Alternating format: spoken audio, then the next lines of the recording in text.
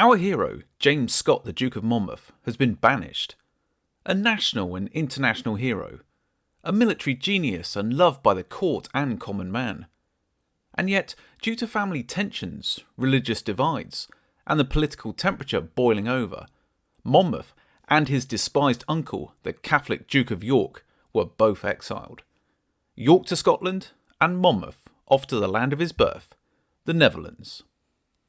A short, depressing sea voyage found Monmouth in The Hague, torn from his father, his wife, his children, the adoring crowds, and his biggest supporters, the Green Ribbon Club and the Whig Party. When finally reaching The Hague, he took up residence with the exclusionist Henry Sidney, who just happened to be Monmouth's father's ambassador to the Netherlands, one Henry Sidney. Many eyes were set upon the Netherlands. Comte de Vaux was sent by Louis XIV to keep a careful watch on the chessboard that was in play at the time. With Charles II still without a legitimate heir, the French monarch was keen to know what role Monmouth, York, and indeed his hated adversary William of Orange were involved in. It was vital that Louis knew the exact details of how the exclusion crisis was going. Would York succeed, giving Louis a Catholic ally in Europe? Or would Monmouth become king, giving William a Protestant ally in his North European bastion?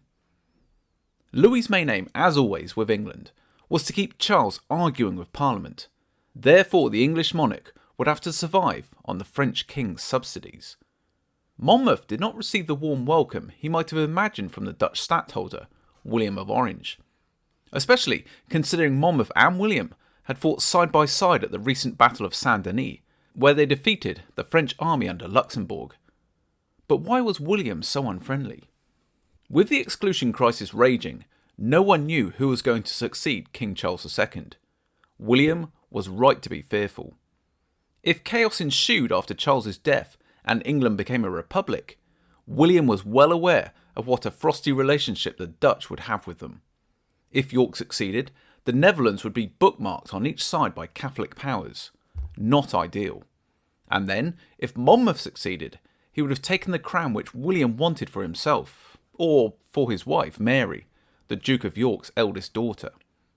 Therefore, in William's eyes, Monmouth now in his own country was a rival for the throne he now craved. The welcome was so uninviting that William's wife Mary contrived to be at play when he entered and scarce condescended to rise when he kissed her hand. When William did eventually greet his exiled guest, Monmouth informed him that he wouldn't be in the Netherlands long. He had just received a letter from the king which assured him of his friendship and his exile should not be of long continuance. William dug deeper at his guest and about what Monmouth believed to be the truth about whether his mother, Lucy Walter, was married to his father, King Charles II. Monmouth replied cagily. He said he did not think it to be a suitable foundation upon which he could claim to be the true heir. Monmouth was being careful, for back in England it had been reported many times over the years that he had forcibly announced that he would be the death of anyone who claimed his father was not married to his mother. William was stony-faced and said that if Monmouth continued to maintain such pretensions as were given out, he could not be his friend. Monmouth continued the illusion of friendship and replied that he wanted a commonwealth. Apparently, after this, they both then entered into a mutual engagement to assist each other with all their interests. As Monmouth left William and Mary, he surveyed his new surroundings. From where he had come from his high-powered positions and military commands, to twiddling his thumbs and having to wait for news to cross the North Sea, he must have been bored stupid and frustrated. He was not without offers of employment, however.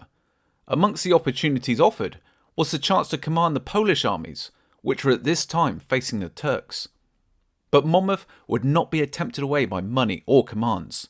He was too ensnared with the Green Ribbon Club and the exclusionists. As of now, he was Shaftesbury's creature. Monmouth's misery grew as he waited. Henry Sidney reported to the king that Monmouth was melancholy and resentful of his father's cynical attitude. Charles, to smooth matters, had sent York back to Scotland to work alongside Lauderdale. the two once more clamped down on the local inhabitants, undoing most of the good work Monmouth had done mere months before. Matters grew more serious for Monmouth as dribs and drabs of news filtered across from England. The Tories were knocking Monmouth in the Commons and in the press. Monmouth, they claimed, was showing complete ingratitude to his father, who had done nothing but help, support and shower love on the royal Duke. This ingrate should not be allowed back into England until he stopped his rebellious activities and publicly condoned the Green Ribbon Club, the Whigs and their chief architect, Shaftesbury. But Monmouth was to have problems closer to home. Well, home in the Netherlands, when he learned that the Duke of York on his travels needed to make a detour to the Netherlands. A detour to pick up his daughter Anne and take her to Scotland with him. To avoid any awkward and potentially dangerous face-to-face meetings, Monmouth politely retired to Utrecht until his uncle had departed. At around the same time, Monmouth's host Sidney travelled to London for an audience with the king. Whilst in the capital, Sunderland took Sidney aside to pass a message, well, a warning onto Monmouth when he returned to the Netherlands, to advise Monmouth that any temptation to begin a rebellion would be foolhardy. He said, if the king died, the Duke would have made great troubles either setting up for himself or a commonwealth. After this chilly discussion with Sunderland, Sidney did see the king and was advised by councillors like Hyde and Essex to inform the king that rebellious talks and plans were being considered in the Netherlands. Men such as Tom Armstrong, Monmouth's bodyguard and lifelong friend, as well as Shaftesbury's fanatical preacher and pamphleteer, Robert Ferguson, were endeavouring to get witnesses to swear the king was married to Monmouth's mother.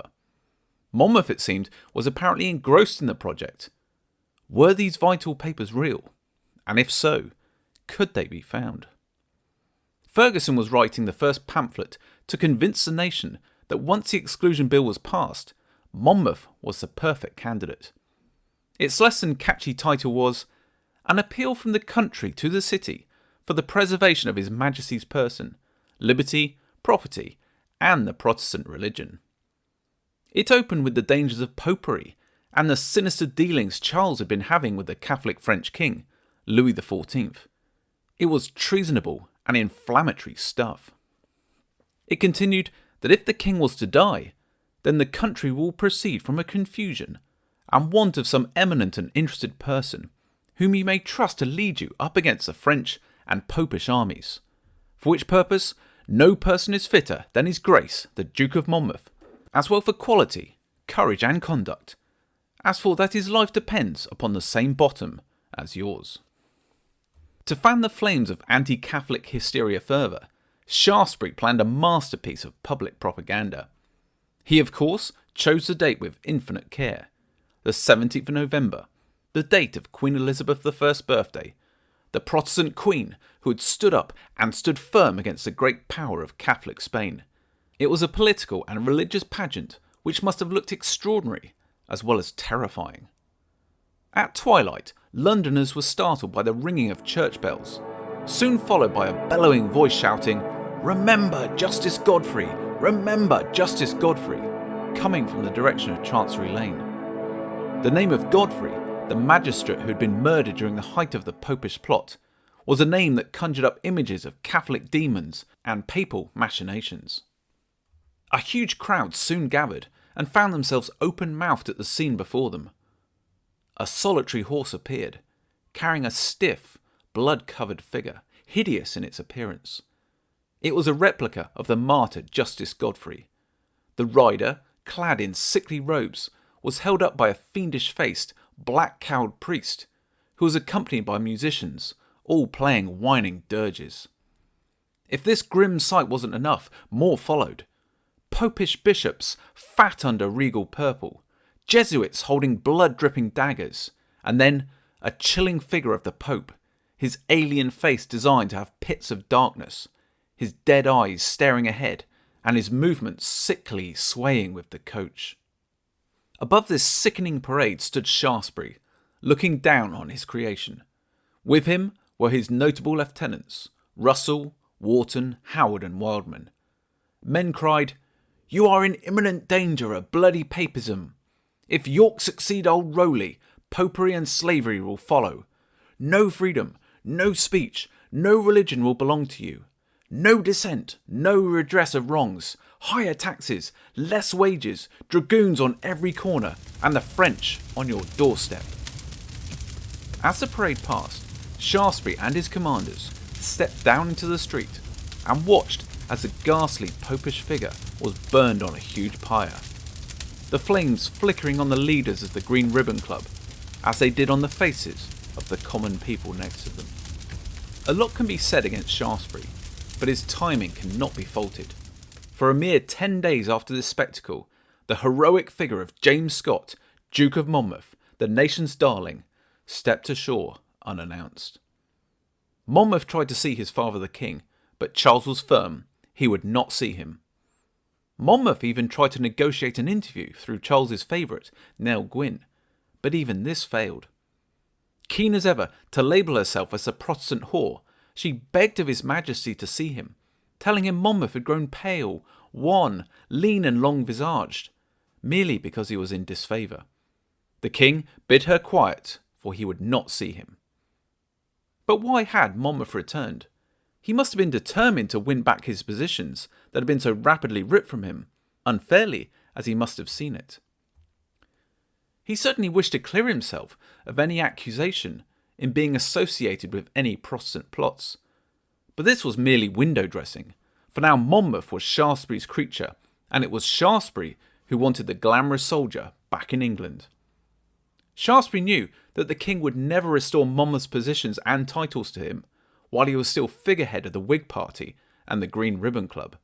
So Shaftesbury believed get him back in his true colours, as the true heir to the throne, the answer to the nagging question of the exclusion crisis. During this time, and central to our theme in this video, a poem was published by the celebrated poet John Dryden. The poem was entitled Absalom and Achitophel, and was based around the tale set in the second book of Samuel, a tale about King David and his favourite son Absalom, and his false friend Achitophel, who persuaded Absalom to revolt against his father. The analogies are clear for all to see. King David is King Charles II, Absalom is Monmouth, King David's son, and the treacherous Achitophel, Shaftesbury. The following snippets give a sense of what Dryden's work was all about. David, we find, is unable to produce a legitimate heir, but looks with favour upon Absalom. Michael of royal blood the crown did wear, a soil ungrateful to the tiller's care. Not so the rest, for several mothers bore to godlike David several sons before. But since like slaves his bed they did ascend, no true succession could their seed attend.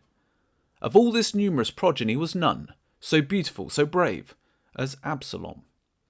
So had in courts been great, and thrown from thence, like fiends were hardened in impenitence.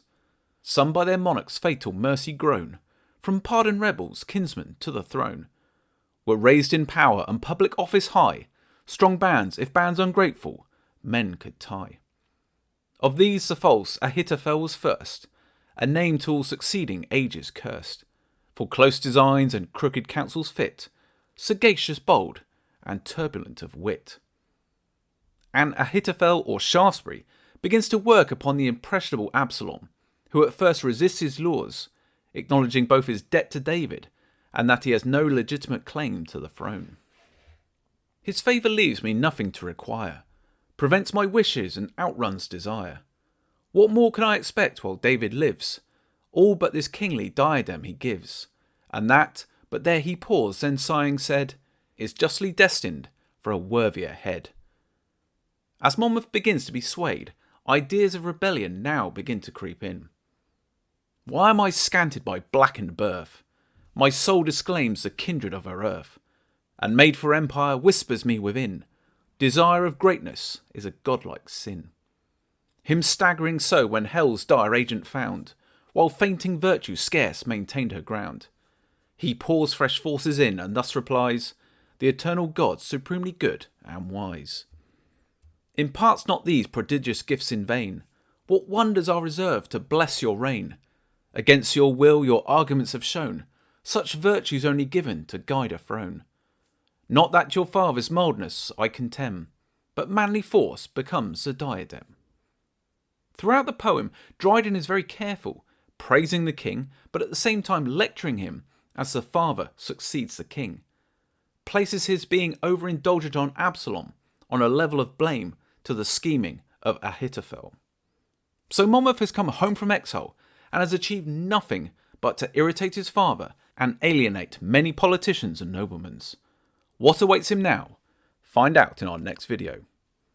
If you missed our last episode where the fall of my hero all began, click here.